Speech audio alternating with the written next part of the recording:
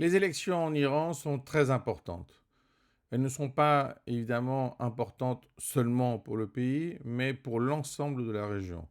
On connaît bien la confrontation qui existe entre l'Iran et l'Arabie saoudite. On connaît aussi les positions de l'Iran vis-à-vis du monde occidental. Le problème, c'est que là, avec ces élections, nous avons deux candidats, un réformateur et un ultra-conservateur. Donc, ça sera un choix qui sera fait au second tour, donc au 5 juillet. Et ce sera important, pourquoi? Parce que si c'est l'ultra-conservateur qui gagne, l'Iran va devenir encore plus dur.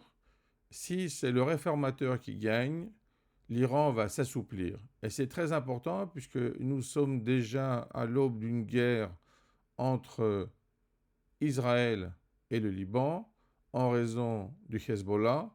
Et nous savons très bien que c'est l'Iran qui gère et qui commande toutes les actions du Hezbollah.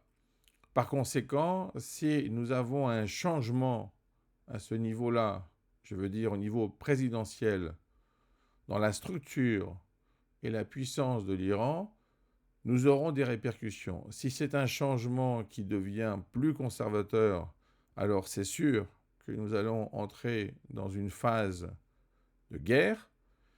Si c'est un changement dans le sens de la réforme, alors il sera possible de mettre en place des négociations différentes, une approche différente qui permettrait d'éviter une guerre, certainement pas une guerre totale comme c'est dit, mais en tout cas une guerre dont nous n'avons pas besoin dans la région, puisque nous ne voulons pas que d'autres pays s'enflamment dans ce conflit. Donc l'idée, c'est de ne pas avoir une escalade, et cela va être facilité ou pas en fonction du choix des Iraniens au niveau présidentiel.